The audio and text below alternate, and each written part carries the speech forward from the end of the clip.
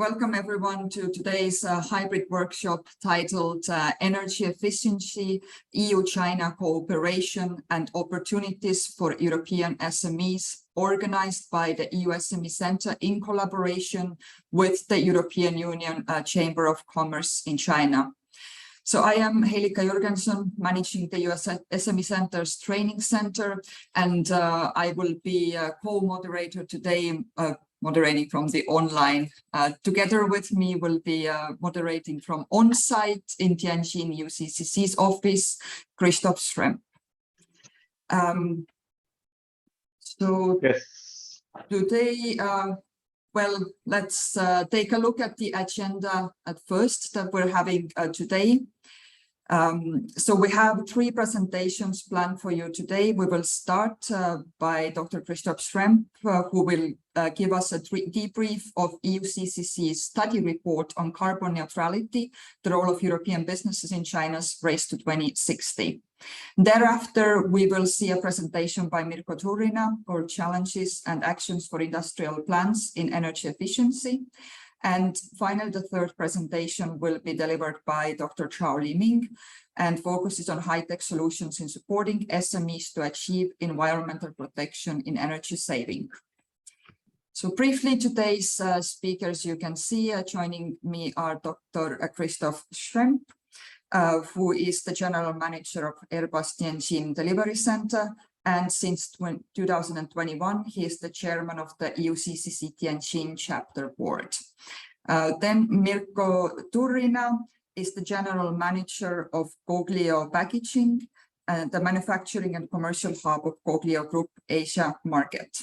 And Dr. Zhao Liming is the founder and general manager of Dolphin Environment and Energy Saving Technology. Now, before I will give the floor to speakers and also to Christoph for welcoming words from his side, I will give a very short presentation about the EU SME Centre, of who we are and what we do. So the EU SME Centre is a European Union initiative funded under the Single Market Programme. It provides a comprehensive range of hands-on support services to European small and medium-sized enterprises, getting them ready to enter China's market. So the project was launched back in 2008,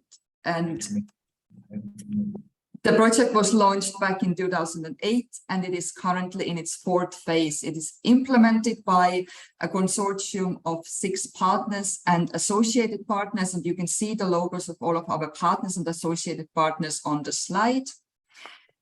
So let's take a look at the services that the EU SME Centre provides.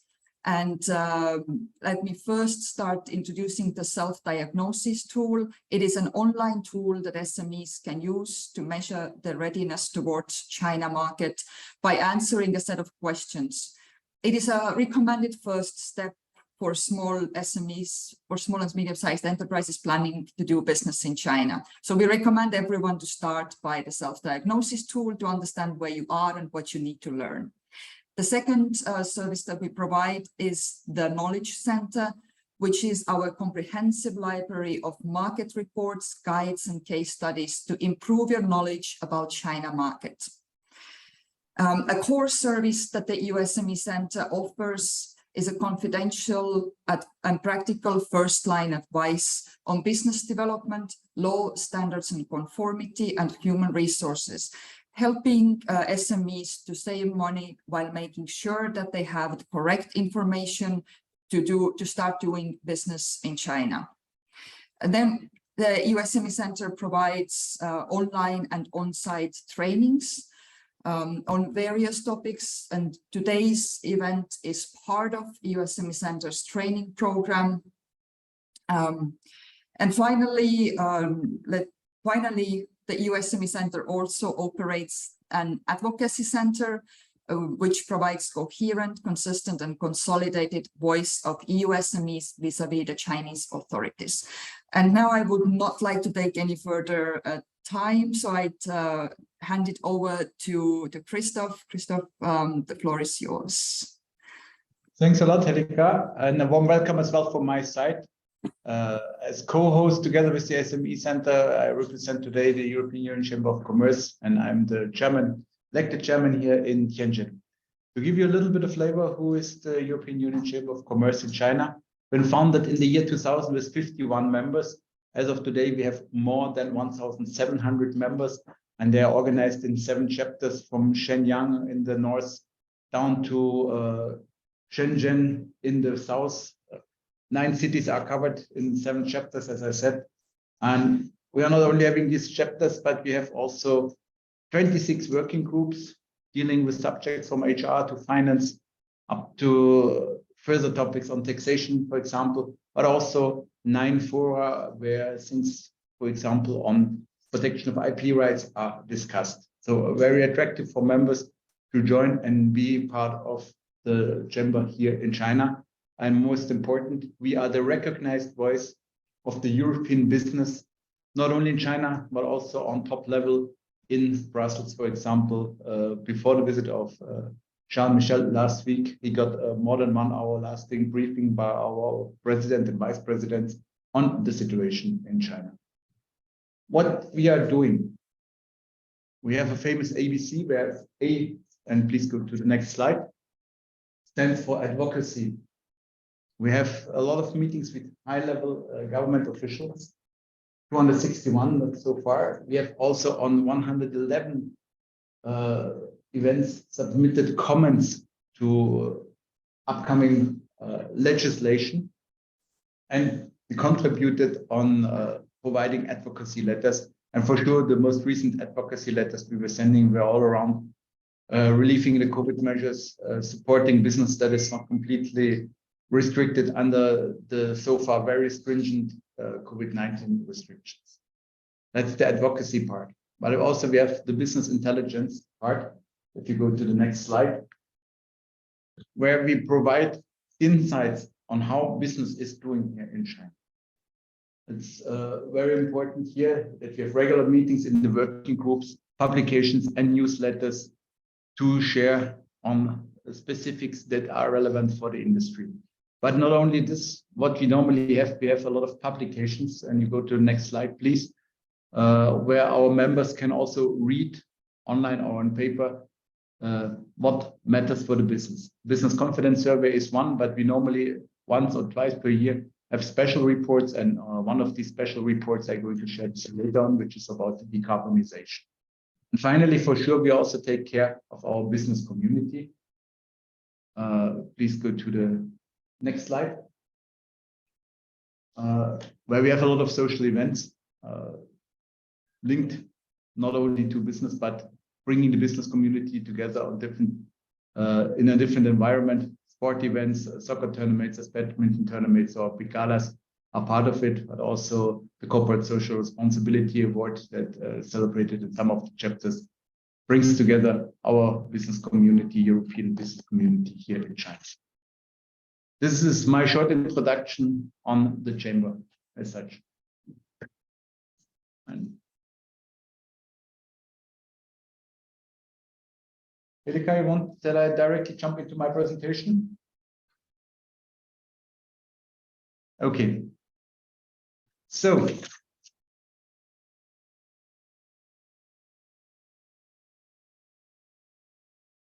the carbon neutrality report, or the role of European businesses in China's race to 2060. I think if it comes to carbon neutrality and environment, one might have an image of China. And just to add a little bit more idea on it, in 2019, China emitted as much greenhouse gases as the so-called developed countries altogether. And surely since the year 2004, China unfortunately is leading when it comes to the amount of CO2 being emitted in the atmosphere.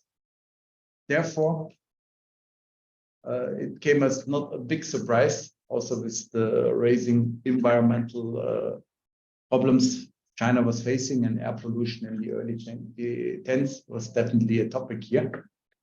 That in September 2020, President Xi Jinping announced 2 famous goals known as 30-60.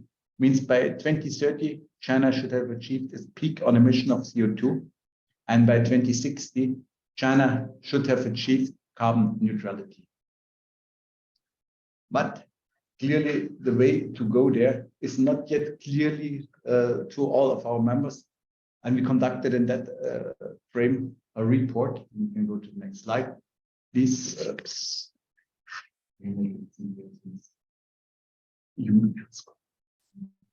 Just not.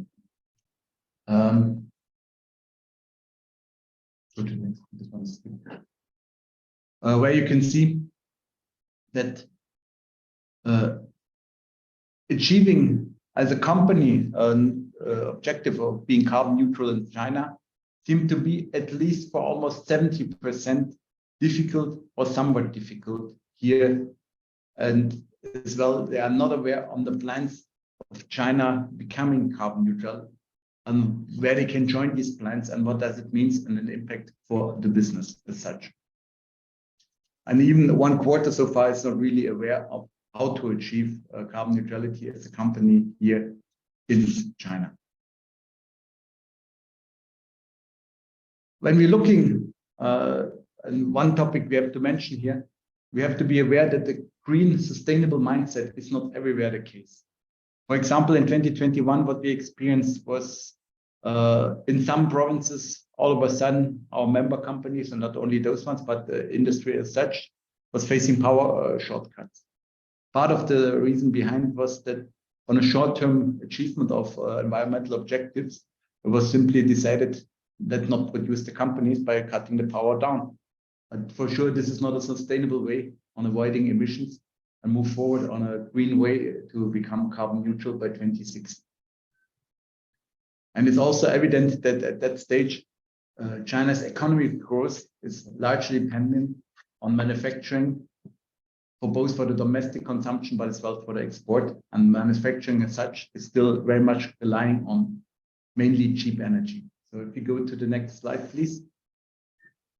The challenges really, not only our members, but also they're facing here are that there's a too big dependency on cheap energy at that stage for producing industry.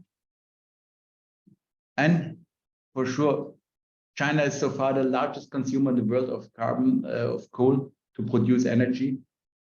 To reduce this dependency from coal on the way to come to a more healthy energy mix, one has to maintain also the stability of the energy supply as such and of the state grid. So changing the energy mix and keeping on the same side secure supply is definitely the second top challenge on the way to carbon neutrality. And then also another challenge, and we will hear later on from one of our member companies, more details. What they experienced is that at that point in time, we have only limited renewables in the energy mix.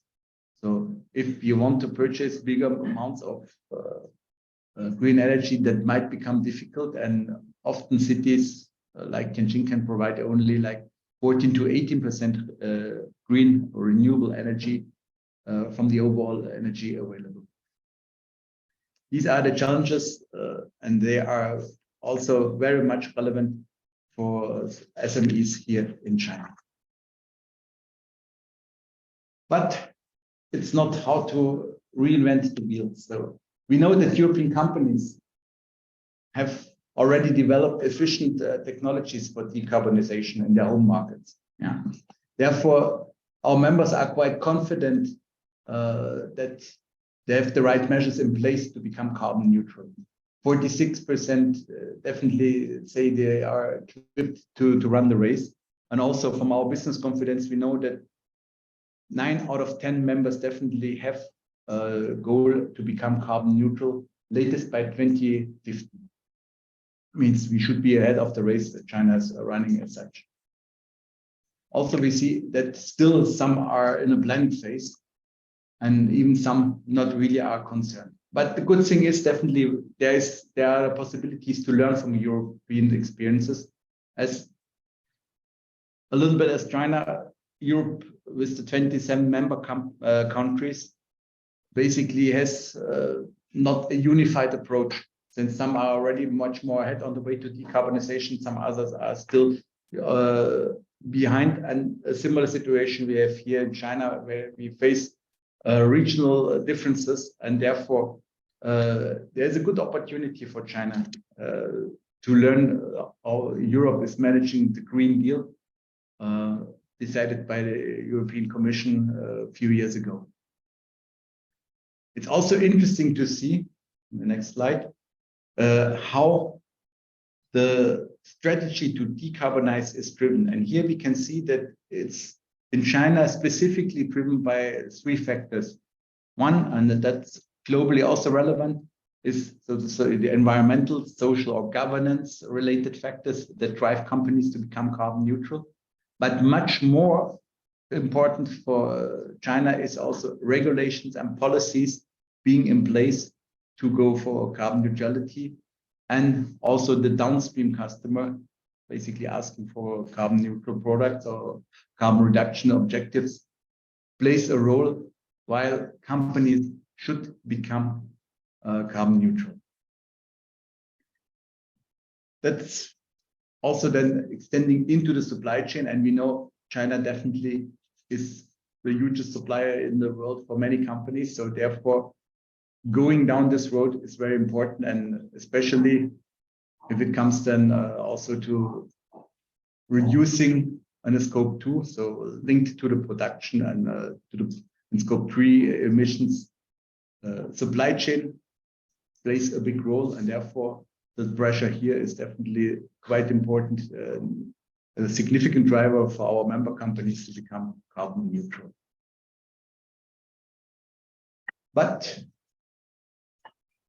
how to get a clear guidance, and this is one of the major barriers our companies are facing. Just to give you a rough idea,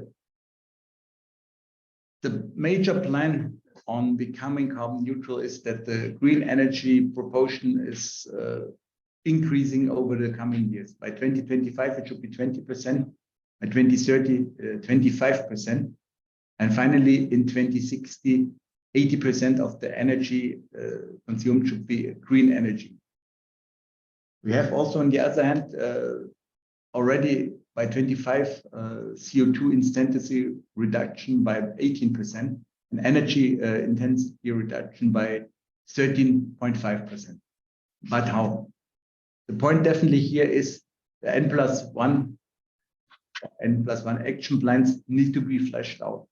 After the big announcement of 3060, the question is now, what are the detailed plans in the provinces? What are the detailed plans in the individual cities?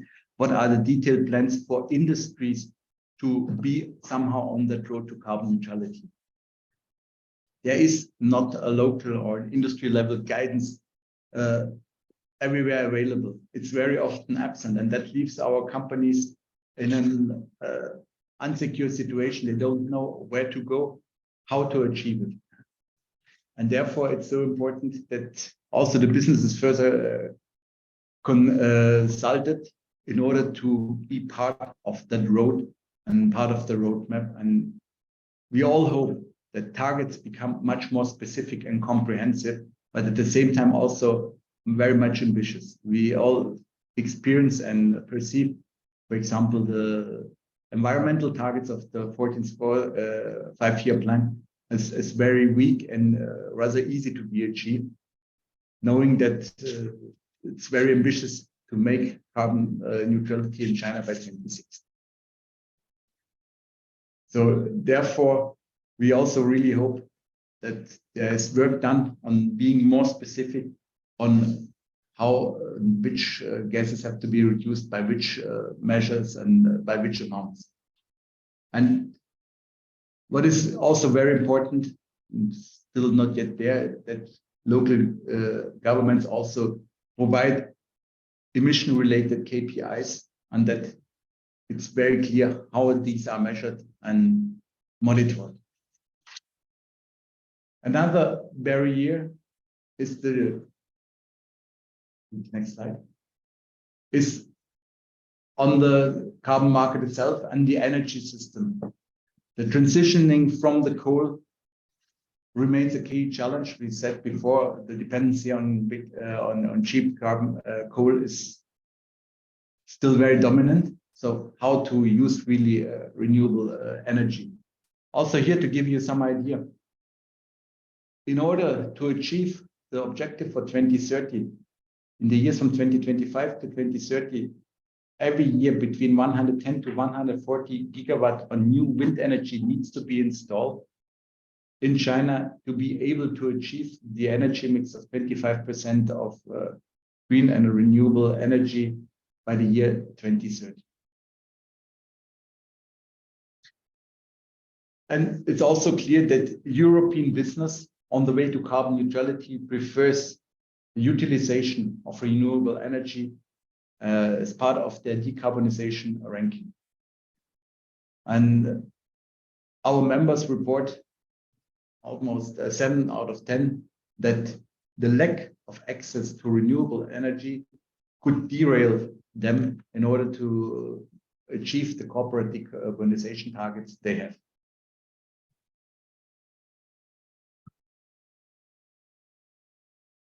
Quite important here to mention also that especially for SMEs, and here I'd like to shed a little bit of light what SMEs means to China. 99% in China are so-called SMEs, and they make more than 50% of the global GDP and 80% of the overall jobs, and hold 70% of patents globally in China, and at least as well contribute with a little bit more than 50% to all the taxes. Nevertheless, this significant group at that point in time, when it comes to bargain or to negotiate green energy and access to green energy, just simply has not the leverage, since the amount they might use is compared to big SOEs, definitely not the big one. So therefore, policies are in place that hinder SOEs, hinder the SMEs to access renewable energy. Also, there are some policies in place, for example, that hinder European companies or private companies to access green energy or to become part of the green economy. Therefore, in addition, there is some more support needed to support SMEs, especially if they want to invest in renewable energies. And again, Dieter Böcker, I think, going to report his experience on that topic. Finally, also, we face technology barriers. And I was mentioning that there's a kind of misdistribution over the country. Most of renewable energy is produced in the West, but most of the demand is in the East. The question, how to bring it from the West to the East, and how to have a more digitalized and more advanced state grid that supports, first of all, power transmission, and secondly, also power storage. In addition, the role of alternative fuel sources is still unclear. Natural gas could become a bridging technology on the way from going away from coal to full green energy. But there as well, the infrastructure challenges prevail in that area. Finally, the national emission trading system, which was launched in 2021, is a start, but it's not yet as successful as the carbon market, for example, in the EU. We see that trading of carbon is much cheaper here in China. So to give you an idea, 1 ton of CO2 emissions is between 40 to 60 RMB, whereas in Europe, a ton is traded between 550 to 620 RMB. So it's around about the factor of 10, where the emission certificates are traded between Europe and China. Another important topic at that stage also is, that comes along with the ETS system as such, how to monitor and report and verify what the emissions are. Here we face a difference, and China might learn from it. In Europe, basically the verifying is coming from a third party, where standard practice for China is definitely going with desk audits, and that might be not the best solution on mid to long term. Further barriers hindering the speed to the market access. Market access definitely for not every technology easily finds market access, and there are a lot of regulatory barriers. That's why our members, for example, more than half of them report that in the environment sector, they have missing business opportunities as they cannot really openly access the market. Then also the lack of green technologies remains an issue, and we have a situation a little bit chicken and egg. Not enough initial demand also precludes that there will be a kind of cost reduction, since the technologies you can get are still at the high price and it's not yet a huge market. So to have mass effects and lower the prices. So that is rules out the economies of scale, which somehow retards also the customer demand on it. And then at the end, also we face the fact of limited green financing. Also to give you here a flavor, I think it was Tsinghua University who came up with an estimation that in order to be carbon neutral by 2060, around about 138 trillion of RMB have to be spent. And that goes for sure beyond what official spending can do. That means green financing here is a must, and green financing at that stage also needs to be further developed, and it's still at a very limited stage. Also, changes are needed to ensure an adoption of the leading environmental solutions, for example, on taxonomy. How really to fix taxation in a proper way in order to support, for example, companies who want to go the green way. How to incentivize by taxation or by a proper taxation system the way forward on decarbonization. Europe might again serve as a good example on how to make taxonomy on that. In addition, we find often the case that there's a kind of greenwashing ongoing, means products and services are labeled green without giving a clear evidence what green means, and giving a clear reference according to which standard, according to which level they've been labeled as a green product or green service. Again, here, transparency is very much of a support, and the way how to monitor, report, and verify is mandatory to make sure that greenwashing never going to prevail anymore, but then products are real green. And at the end of the day, this was the customer that's interested in the product I bought. Can I really trust the label of green at that stage? And then for sure, we have to overcome mindset barriers, not only at the corporate level, but also at the consumer level, that the change has to come and that people become sustainable mindset and oriented towards and support all the efforts it needs to become carbon neutral. Finally, on how, go to the next slide, secure we are and how optimistic we are looking forward on achieving the different goals. At least 3/4 of our members are very confident that 2030 is going to be the peak year for carbon emissions. And again, I'd like to highlight on the way to become carbon neutral, most important for our members is the access and the investment on green energy. Then also the production and manufacturing excellence to achieve this one in order to really have a very energy efficient production system in place that allows to produce the products in a green way.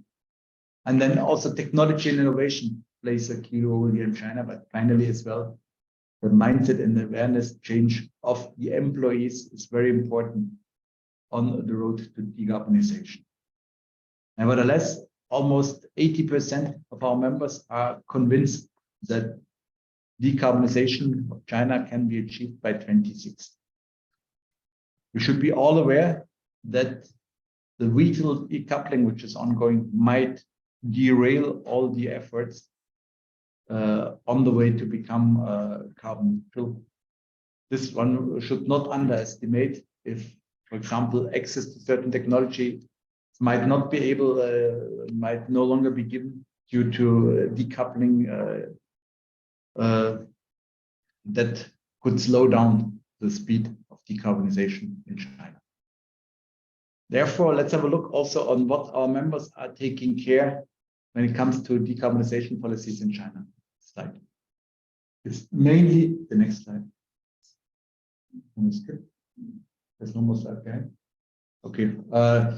This one I give you on the voiceover. Normally there should be not. Go back.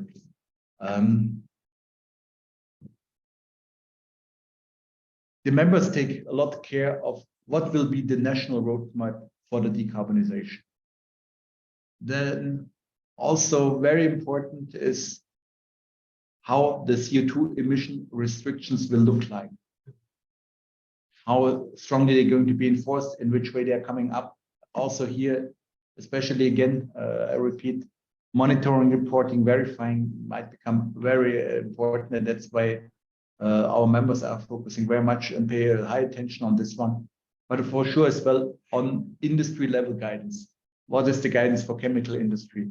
What is the guidance for producing industry, for companies who are dealing with forging processes or stuff like this? For the individual sectors, the guidance here is very important.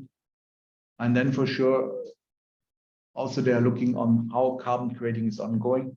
And I'd like to mention at that point in time, the carbon trading system which is in place is so far mainly reserved for energy producers only. So therefore, again, it's clearly the national roadmap, which is key requirement for members to know how to get carbon neutral and how to support their business and their corporate objectives.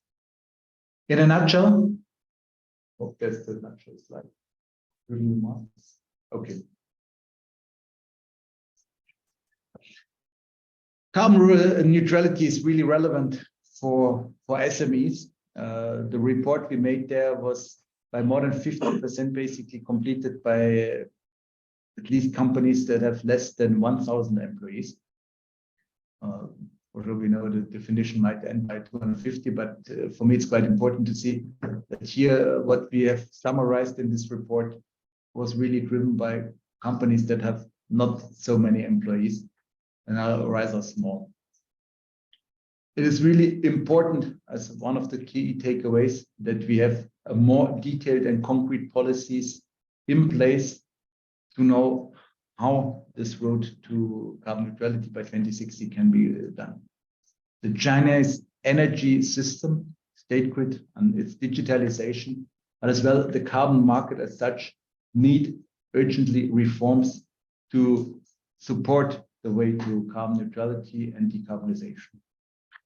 And finally, a lack of open markets, common standards, and awareness is impeding a rollout of low carbon technologies at that stage. And I'm really happy to hear my colleague Mirko more about how SME deals with carbon neutrality and decarbonization here in Tianjin. So, Mirko,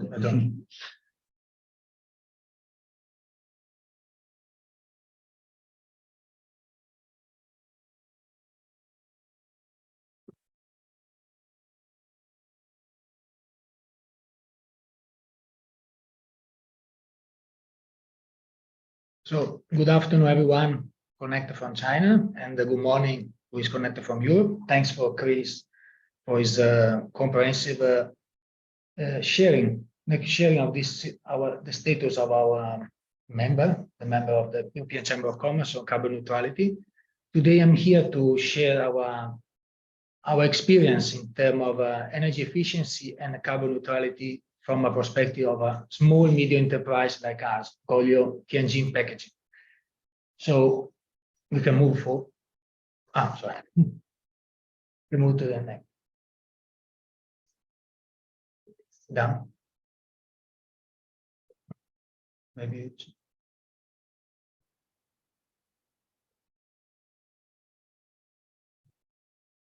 Okay, you can move to the next slide. Oh. Okay, so Goglio, we are focused on sustainability since a long time, and is our main core, one of our priority. Many activities implemented on Goglio are to reduce the carbon footprint And today we are going to focus on 2 points, especially. One on Goglio Tianjin photovoltaic project, and the second, the highlights for our future focus in terms of supported carbon neutrality. Just a few words about Goglio. We are family-owned Italian company with a multinational footprint, founded in Italy in 1850, so with 172 years of history. Our main product is the packaging, mainly for flexible packaging, but with a strong focus on coffee and sauce and the fruit concentrate, or any packaging that need high barrier protection from oxygen. In China, we are here since 2000, registered in 2004, and our plant started in 2006. Why we are here today and why we have begun this journey in this carbon neutrality in Tianjin with what I will share later is because after 17 years of history, we have decided to expand our factory, as you can see from the current situation that was last year to the new phase in 2022 with a major expansion for us that cover about 15,000 square meters, almost double the size of our factory. And together with this expansion plan came also the challenge of the energy consumption. You know, in China is definitely an issue, the energy consumption itself. Authorities are pushing to reduce energy consumption and reducing the carbon footprint. So with the expected energy increase of 35 to 70%, because it depends on how fully will be our production, fully run will be our production line, we got some challenge. And we faced this with some solution that I think it could be interesting to share with other small medium enterprise that we may face a similar issue. And someday.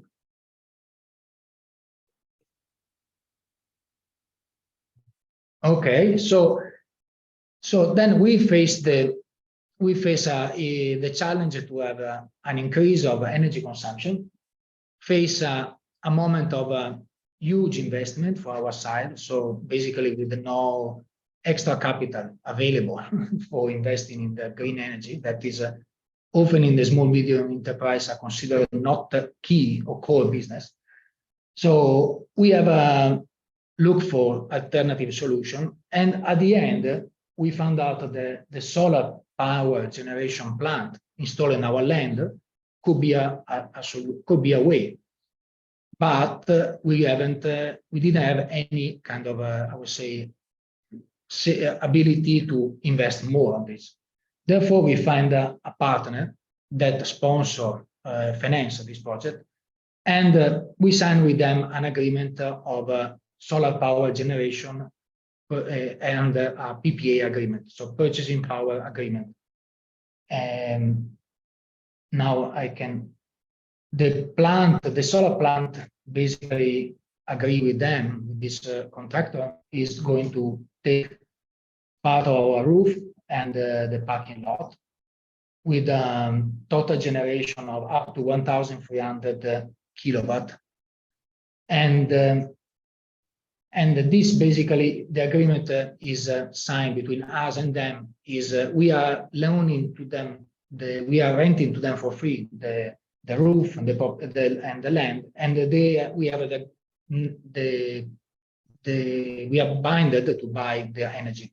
When here are some data, just I can leave you for some reference. The different area covered by solar panel with a total power up to 1,300 kilowatt, and the duration of the plan, or duration of the agreement is 25 years.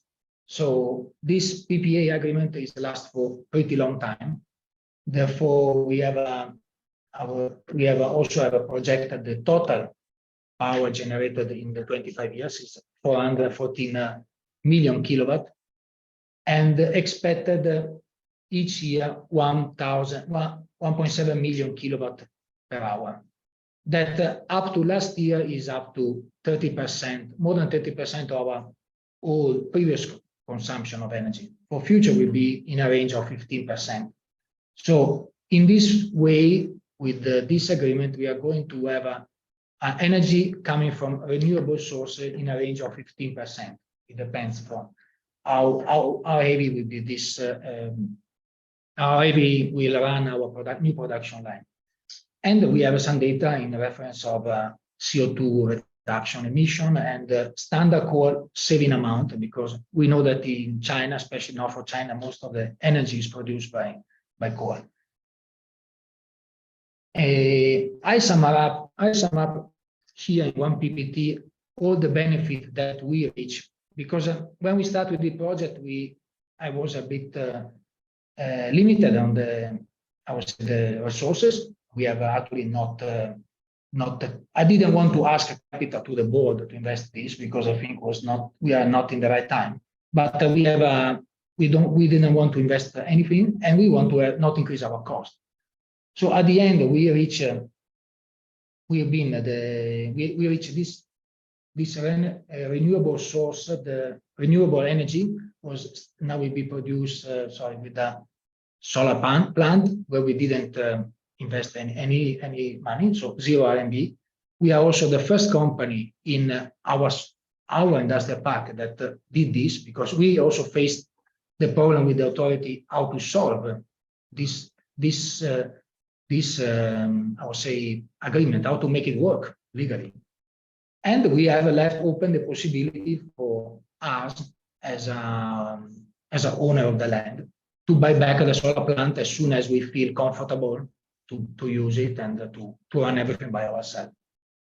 Besides the environmental benefit that are clear in green, and they are normally where most of the users and the consumer focus. So I think you can see a saving on CO2 and reduction in terms of other polluters. We also reach a reduction in energy cost, unit energy cost.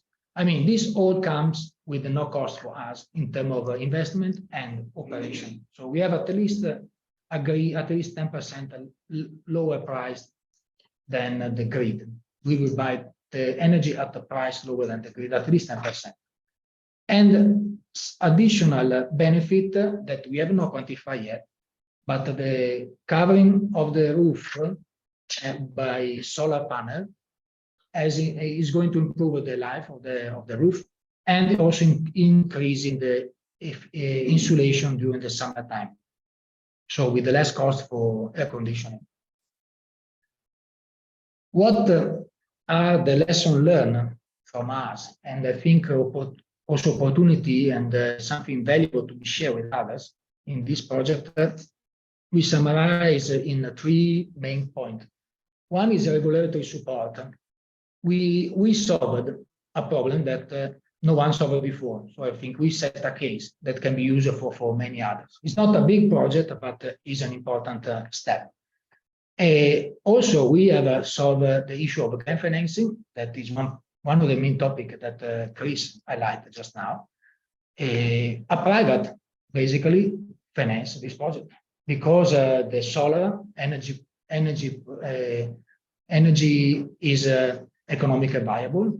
So there is a possibility for private to support this, who is not the capital to invest. And the last few benefits that are not quantified but are still important here in China is the possibility for us to enjoy right for allowance and subsidies by this project with the authorities, and potential future benefit from the trade of carbon certificate that so far we are not allowed, but who knows, in the future this can happen. And at the end also we got a bit higher score in what is called green manufacturing certificate scheme. That is a scheme that runs in China to classify the different companies and give different benefits. Finally, as a future focus on Goglio Tianjin packaging in terms of sustainability is also not only our action to reduce carbon footprint directly, but it is also the activity involving company and the industrial association in terms of carbon footprint and policies. For example, we are part of two main groups in China that support the sustainable development of the packaging industry. And we are working with them we already delivered one standards together with the other important players to suggest best practice to authorities and help the Chinese packaging industry to move toward a more sustainable development. So I think this is all for my PPT. Since in Goglio, we are focused on delivering fresh product to the customer as they are packaged. So our motto is we have 170 years history in serving and make the life more tasteful. So thanks a lot again for your time and attention. Thanks. Thanks. Okay. And finally, we come to Daniel Zhao.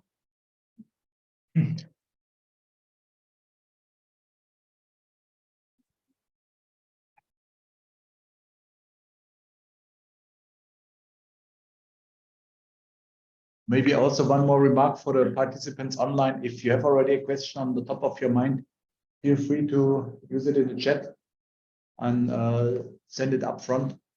You don't have to wait until we reach this later on section of question and answers.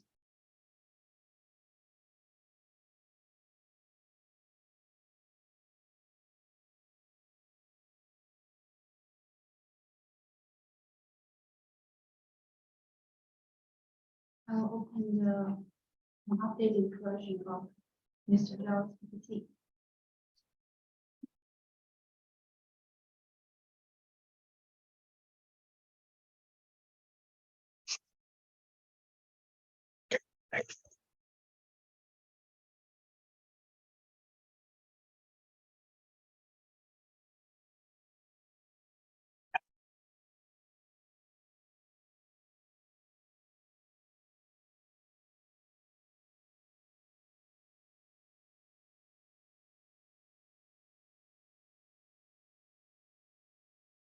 Okay.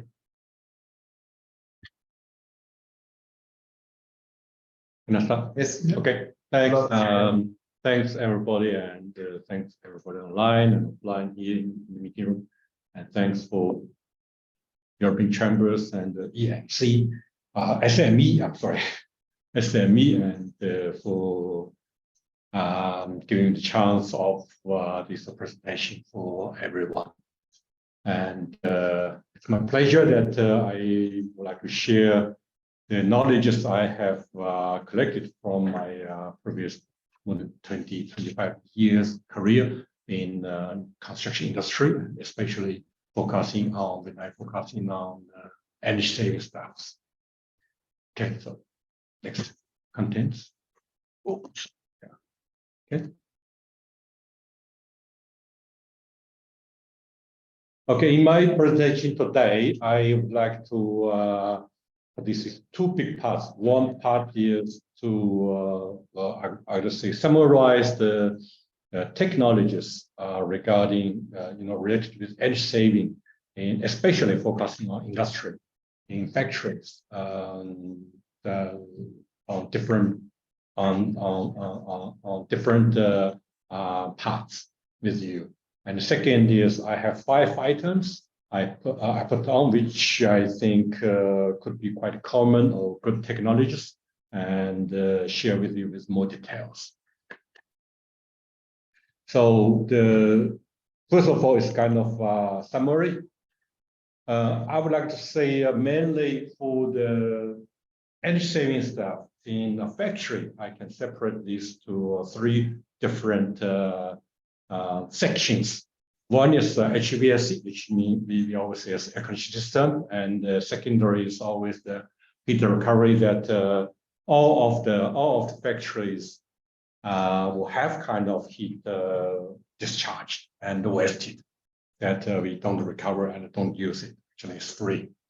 And third one is the energy storage, which is getting more and more common in recent years, especially when people start to install, solar system or wind power or water plant, power plant type of power plant. Then the heat energy storage becomes to be more and more important.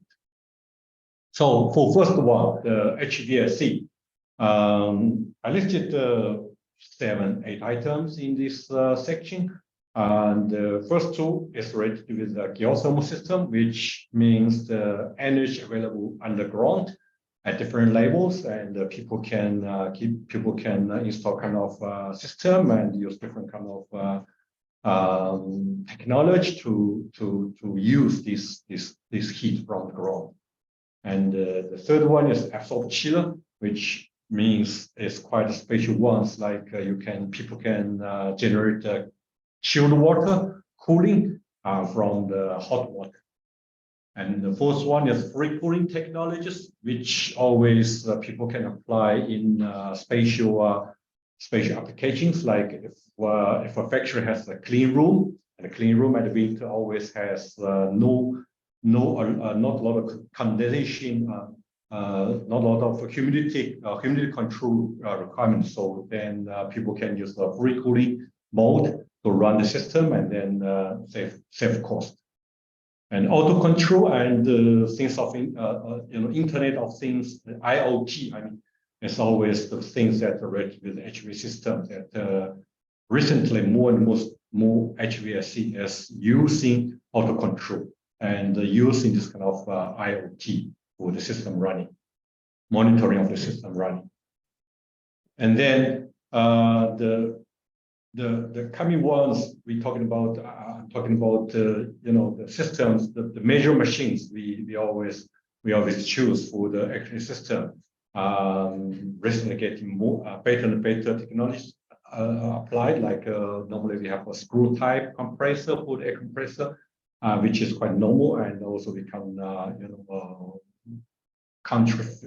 centrifugal compressor. And even we have screw compressor. So different kind of technology for the major machine. And the better cooling media, which is actually the one I will introduce to you, is the fourth generation of the cooling media, which can give you much better efficiency, and means that can save money. And also reasonable terminals, which is always important for air conditioning systems, that you have a better terminals you choose, they have better efficiency. And the heat recovery, the second section, the heat recovery is always happening in factory. Like you always, have exhaust air, and you have cooling water system, which also means that you throw away, heat from your cooling water.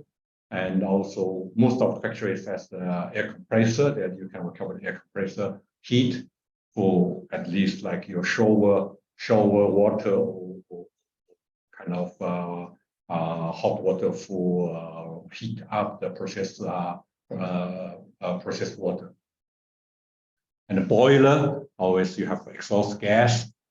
And steam, a lot of factories use steam, then always the steam becomes to be condensation water.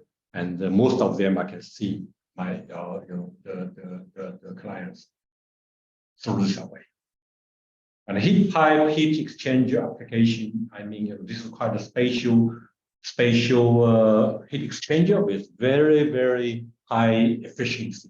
And then you can apply this to a lot of heat recovery system, like when you need to get the waste heat from hot air, then you have for cool air, hot air heat exchange, which is quite good. So the third section is about energy saving, the energy storage. We always talk about battery, which is quite common now for energy storage. Like even in the market, you always can see people selling this kind of battery. Like you have one kind of small size, like for family use, 1 kWh, or actually maybe just 100 kWh or 1,000 kWh, bigger ones for saving. And one of the application is to save this electricity power at night power, night electricity, which is cheap, and use it at daytime. It's a high price. And fire water tank, heat, cool storage is one of the technology we always use for HVAC system design, which is with, I could say, small invest, big payback, quick payback. And phase change heat storage is one of the storage system which use kind of a material, special material. At certain temperature level, it changes from liquid to solid, or solid to liquid. And ice storage is quite old technology as well, which always people use for HVAC system. You know, to store the ice by the night pole, and use this ice cooling for during daytime. It shows in the picture in this PPT. And compressed air storage is another one which is quite not common yet, and efficiency is not that good as well. Pumped water storage is one of the technology always applied in the power station, in the power plant, because the night power is not that much used, so there's too much night power, so they use this power to pump water up, and use this high level water at daytime to generate power. Flywheel is one of the technology recently coming up. It's quite good, but it's not that common yet at the moment. So this is 3 of the sections I want to discuss with you guys about this energy saving stuff.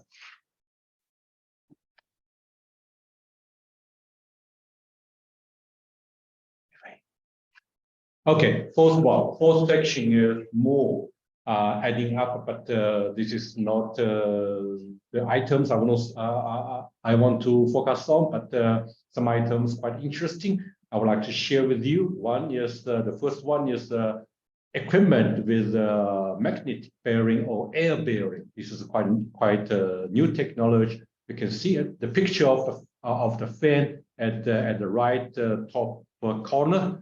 This is one of the kind of quite a new type of the fan, which is as very much similar technical data as Rhodes fan, which is quite common in the industry. So this one is very good machine to replace the Rhodes fan. Rhodes fan is cheap. This is expensive, but efficiency, this one is more than 25% higher than Rhodes fan. And the low temperature water, low temperature waste heat power generator, which you can see in this PPT, the lowest picture. Lowest picture, this is a machine with a very high efficiency, which can generate power from the input water, like 95-degree water, and then can generate power. So this is very high efficiency. Permanent magnetic motor. This is new type motor, which right now a lot of governments want people to replace with this new style motor with high efficiency. VFD is always used in industry now, and LED lightings and the rest are quite common in the industry for energy saving. So this is kind of a summary I would like to share with you from my understanding, from my knowledge, that this kind of technologies could be applied for industry. But I'm going to say from more than 20 years time in this energy saving stuff, I think the technologies I have seen from this market are more than hundreds. A lot of people try to develop a lot of technologies to use in the industry, but I'm going to say not all of the technology makes sense, and but some are very good, maybe not in my list. Okay. Geothermal energy the applications of the geothermal energy, say, have two. In this slide, I have two. One is the quite surface layer, less than 200 meters deep. When we have this level geothermal, we call this as a shallow geothermal.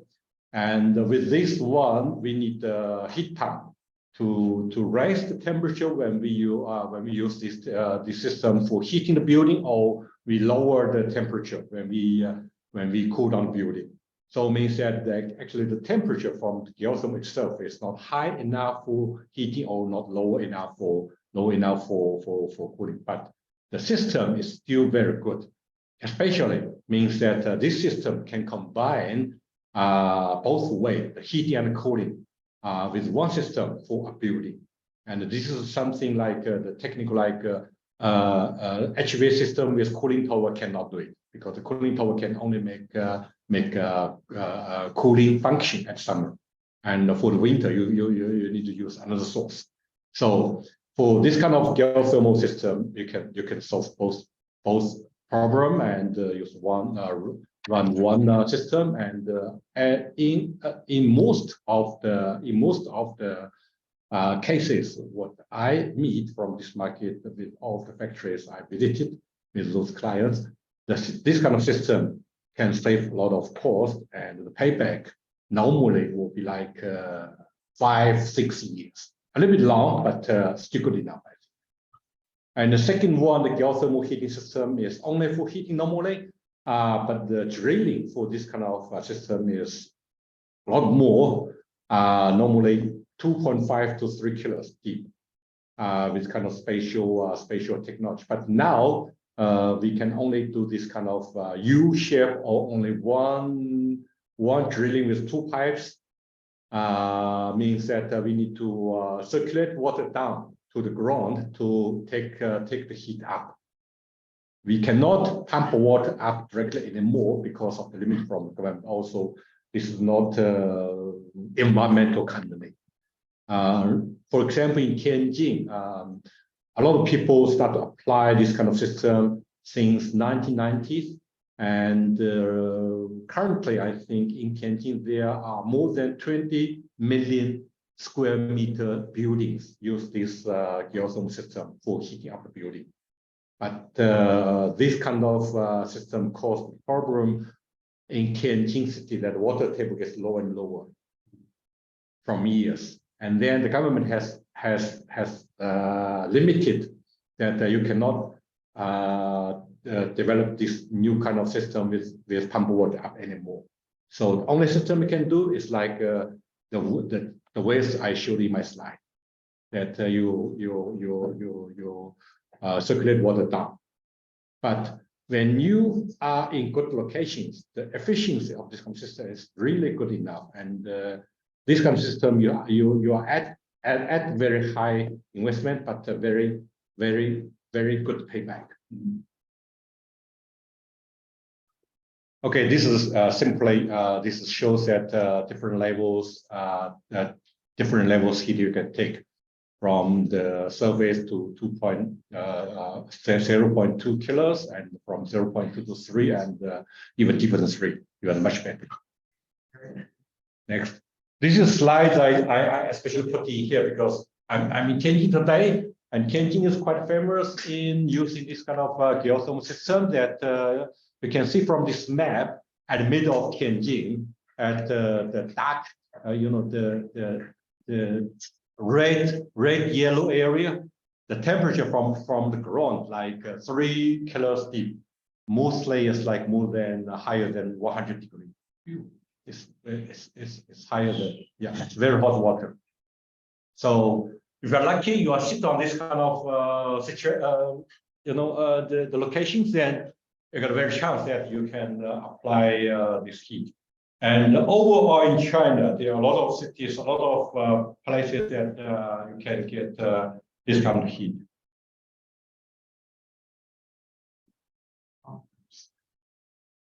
Good luck.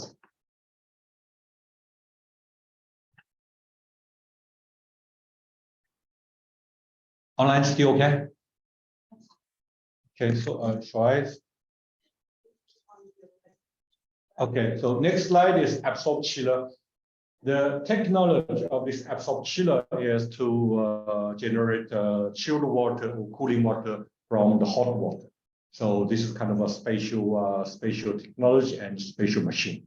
And the reason I recommend this kind of system, the technology, is that food industry clients, a lot of people actually, a lot of factories actually has this kind of waste heat, especially from the steam and from the high temperature exhaust gas that you can recover a temperature easily, like at 95 degrees water. So when you have sufficient of this kind of temperature water, then you can use this kind of machine to generate chilled water used for your air conditioning system.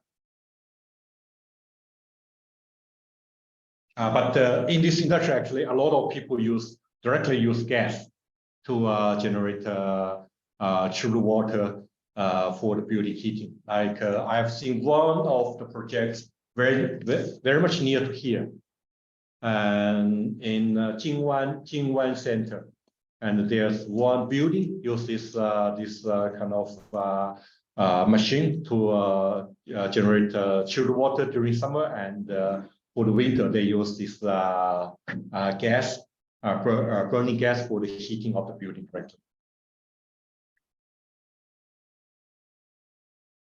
Free cooling, as I said at the beginning of this presentation, the free cooling mainly you can when you have a data center, when you have a clean room, mostly you can always consider the free cooling mode to save money.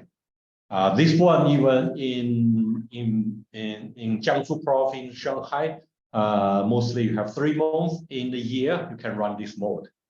And if you are in Tianjin, actually you can run more time, like I think between 4 to 5 months for this mode you can run for your air conditioning system if you have a clean room or data center.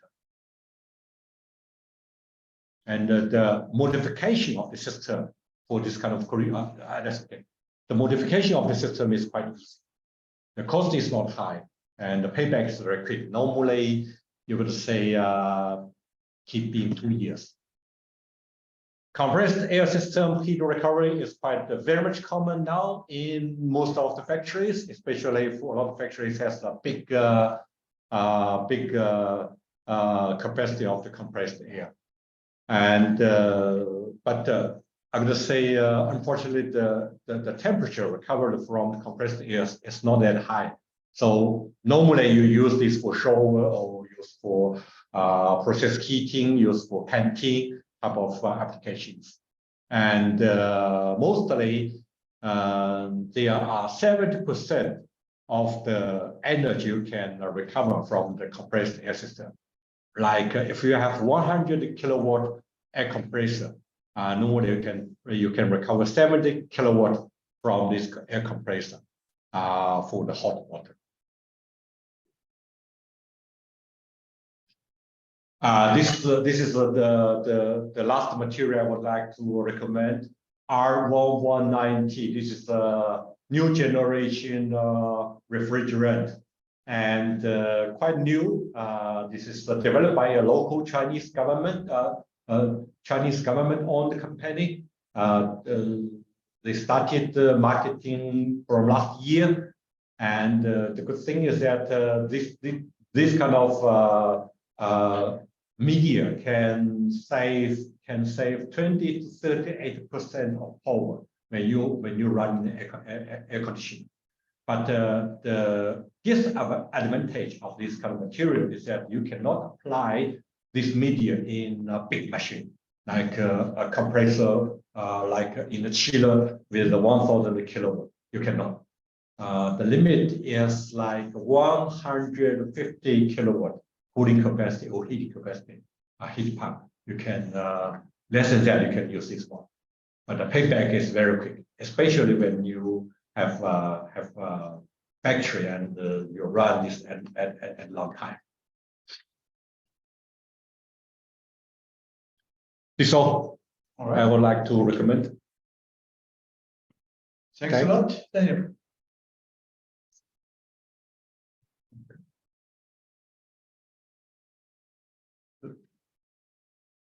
We are actually at the end of our presentations and would now have time for your questions. And hopefully with the expertise around the table, we will be able to answer.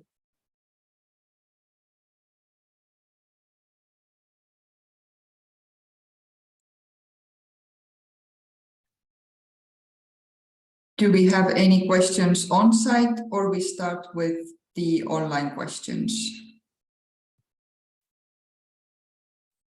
Online? Yeah. We can start with the online. Yeah, okay. Then online, we already have a question to Mirko. What is the PV electricity price compared to electricity from the power grid? Okay, so for our case, the energy price from PV, we are buying at least 10% lower than the grid price. So we basically run with a fixed price, and that is now even lower than 10. We have a discount lower than higher than 10%. But we are limited. We have agreed that we will buy no more than 90% of the cost of the grid price today. And for what was our analysis during the project is that the price, if you own by yourself, if you land by yourself, you can, of course, have a much higher cost reduction. So is probably from 20 to 30% lower, at least, than the grid price. Okay. Thank you, Mirko, for sharing. And for the next question from online, again, we have a bit of a background to the question first, and then we hear the question. So let me just read it aloud. So we always talk about the energy mix, the first thing that comes to mind when talking about decarbonization, and less about reducing energy consumption, the other factor in the carbon equation. So from the person's experience, it's a lot is being done to reduce consumption, often in terms of investment in better equipment and automation. However, the person thinks the impact on proper operation and maintenance routine is underestimated. Often we see that regular clearing, lubrication, etc. can have significant impact on the energy consumption of major systems such as HVAC. We also see that plants that can demonstrate such good O&M practices have advantages when discussing with local authorities during power cuts. Do you also see this? And this question is directed to both Mirko and Christoph as well. Who wants to take it first? I can start first. Yeah, the point is right. It's difficult to quantify this saving. So is probably there is a saving by following this good practice on maintenance. And in our company, for example, we are collecting more data on this. We have been using a software to collect more data, and we will get through some data that will support this. It is definitely a point to put under attention, but I don't have a specific data to share.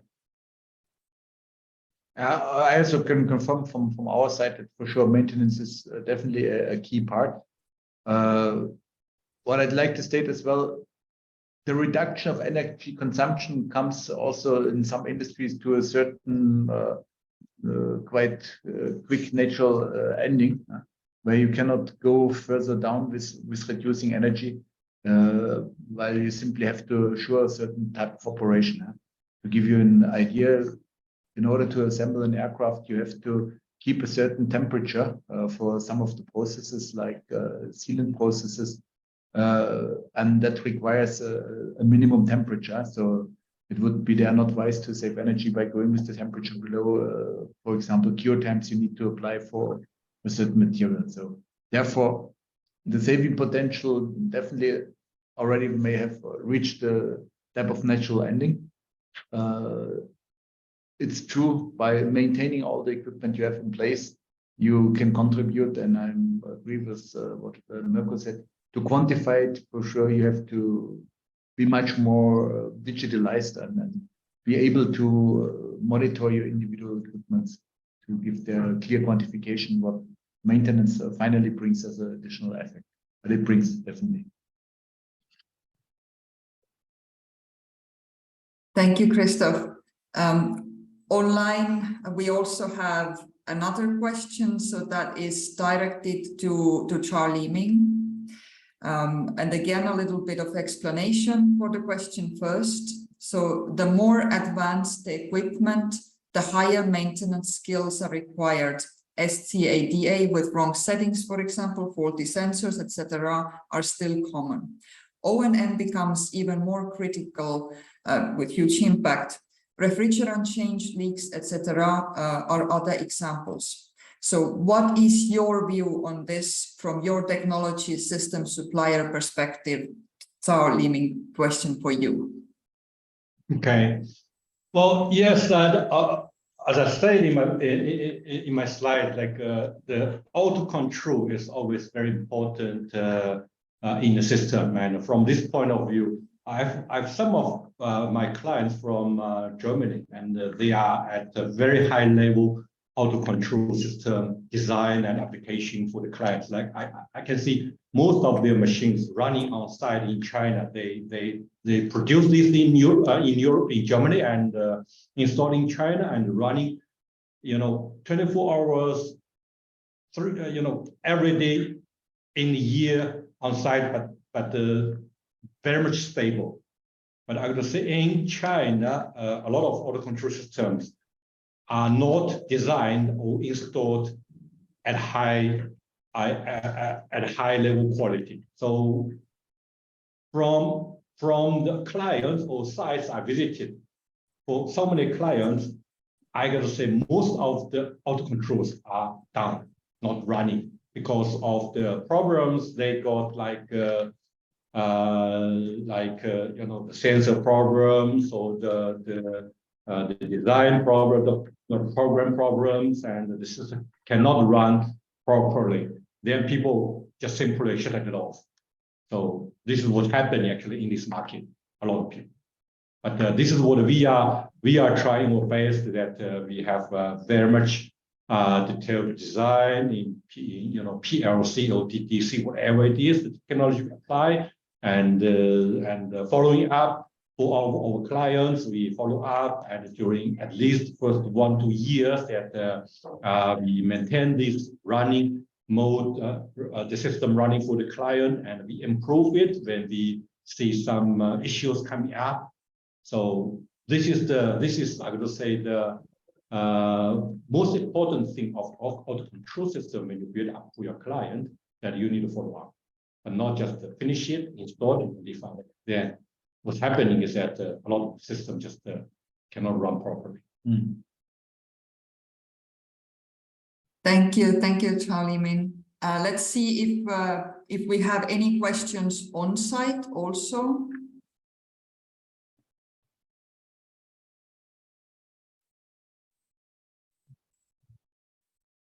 If no questions on I site, would have one question to Mirko. I think I somehow missed that point, or I didn't get it clearly. With your photovoltaic, with your solar cells, how much of your total power consumption you can cover? So we expect for the next year, for the new production line running, we will cover about 15%. 15. Yes. Mm-hmm. For the compared to the energy consumption of last year, is going to be 35%. So with the past data. Okay, that's quite significant. I think maybe one more comment to that one. To use a kind of service provider for this installation is in that aspect also smart. In case you have excess energy, always the difficulty remains how to feed it back into the grid, what you do in case you have excess.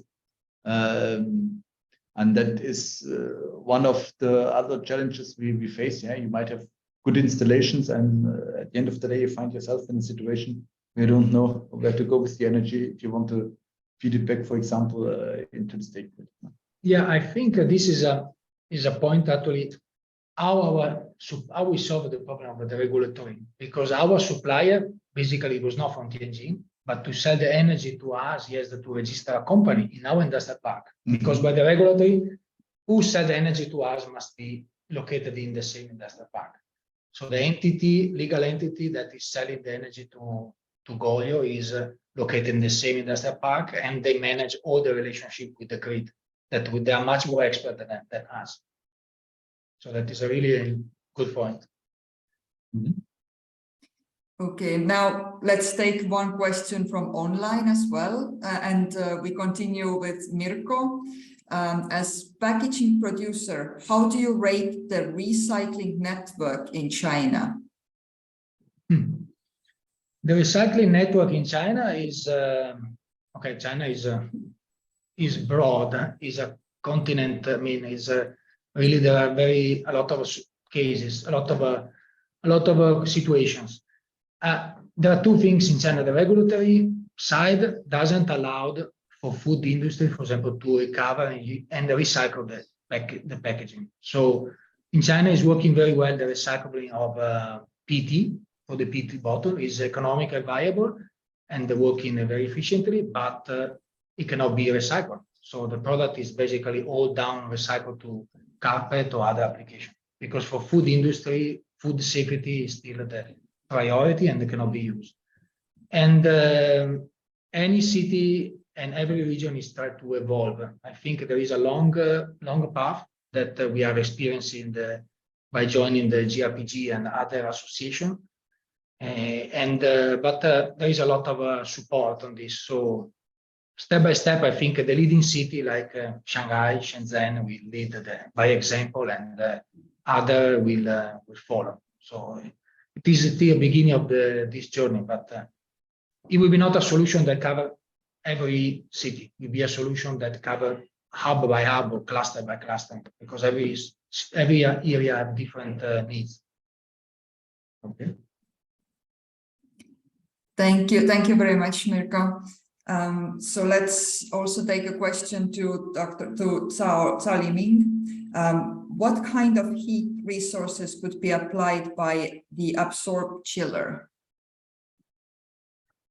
Say before the absorb chiller, I think if we talk about energy saving, then most suitable resource for the absorb chiller actually is to recover the heat. Means that like a factory has the consumption of steam, then steam comes to the condensed water, and the condensed water is quite close to 100 degrees, and this temperature is very much suitable for absorb chiller. So means that when you have steam consumption, then it's good for absorb chiller. And also, if you have very high temperature exhaust fan or exhaust gas, then you can use spatial heat exchanger to recover this temperature from the exhaust gas to get high temperature water, and then this also could be used for absorb chiller. But also a lot of clients use absorb chiller with getting the heat from the steam supply from municipal, also the gas supply from municipal as well, to generate chilled water. Could be both ways. Thank you, Cao Liming. Let's see if any questions on site. Yes, actually, there's on site.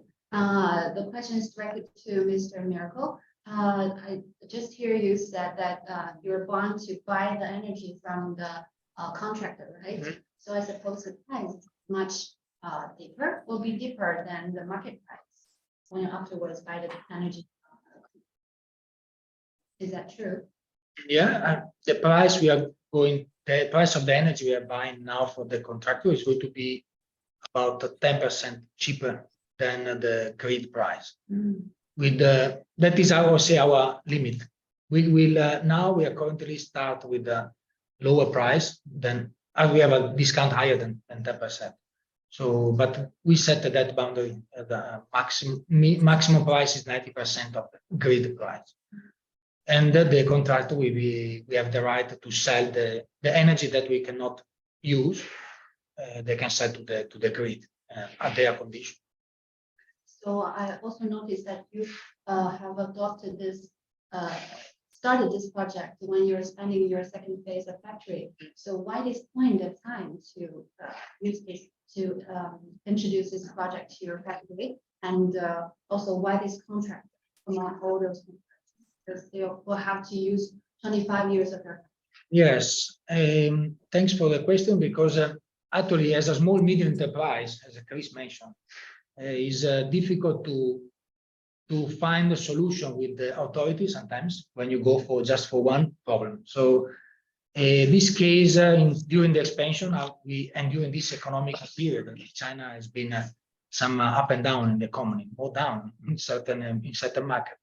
We had a kind of a more bargaining power with the local authorities to help to get some help to find a solution for us, because we are the first one. You know, sometimes when you are the first question is not possible, or is too difficult, we are too small, or so. I think we choose this time because we have the time that we can get a good support and find a solution to set something that was special, something new. And we choose a contractor that was based on we did our due diligence, because 25 years you need to have a contractor that can guarantee you some stability, and so we choose one that doing this also in Europe and in Southeast Asia. So we did our own homework to choose one that can guarantee us a certain stability. And anyway, we have the possibility to buy back the plant as soon as we have the need.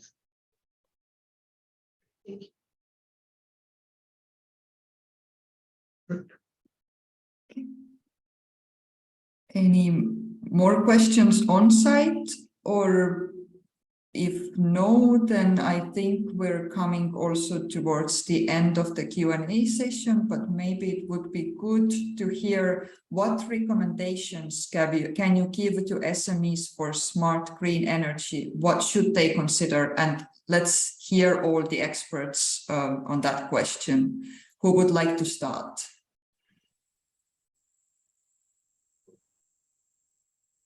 Please.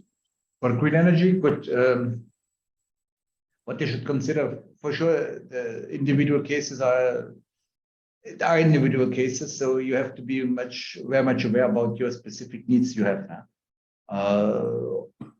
And then for sure, what one can consider is, we find in the meantime also in cities like Tianjin trading platforms where you can, for example, purchase green energy.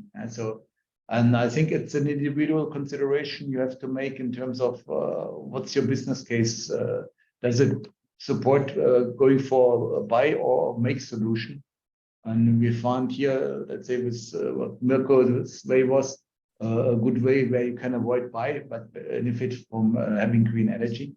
And then these are definitely quite good solutions, but for sure you need also to have the space now. And if you don't have enough surface space to install the photovoltaic installation, it might be very difficult. So be aware of your specifics and have a clear idea what are your requirements, what you are looking for. And for sure, there's in the meantime also a possibility to purchase a small user green energy. The chamber will be there, happy to support reaching out to these platforms.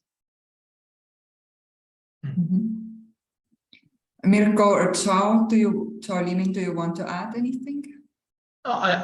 From my experience, I think you have to be consistent, patient, and you got the support from association like Chamber of Commerce, European Chamber of Commerce in Tianjin, and be very active always on carbon neutrality and decarbonization. So you need to create the environment and the situation that the people understand it, and you get a kind of a general support. And then you need to accept, you need to start doing something. You cannot wait to solve the big picture at once. So I suggest to start and try to do step by step. Thank you. And Charlie Ming, would you also like to add? Yeah, no. Okay.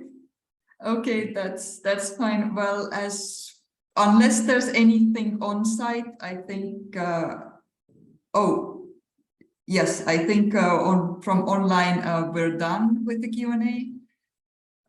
Then we can if we're done, then we can conclude with today's event and close the Q&A session. So now I would like to turn your attention to this little QR code that you can see on your screen. So I would like everyone to scan this QR code, and this leads you to our feedback form. And the EU SME Centre is always interested in improving our services when it comes to trainings that we provide to you. So please do scan it and please provide us with some feedback. That would be much appreciated. And after that, I would like to thank everyone for participating in today's webinar, hybrid seminar. And thank you for taking part. And if you have any questions related to energy market in China, or if you have any other market entry questions, then please don't hesitate to reach out to EU SME Centre through our website. You can get the access to our Ask the Expert section and ask us any questions, or alternatively, you can also send me or anyone else from EU SME Centre an email, and we will answer your questions. Now also for the concluding remarks, over to Christoph. I'd like to thank the experts here. And I don't count myself in as an energy expert or decarbonization expert, but mainly Charlie Ming and Mirko for sharing their experience, for sharing their knowledge with us. And also like to thank for the good questions that we received. It was a very good event, and I'd like to thank Helika for bringing everything on the road together with Kitty from the chamber in Beijing. So I wish you all a good afternoon or a good day if you're participating from Europe. Thanks a lot for attending. Yeah, thank you. And with this, we also end the online part. So thank you and bye-bye. Bye-bye. Bye-bye.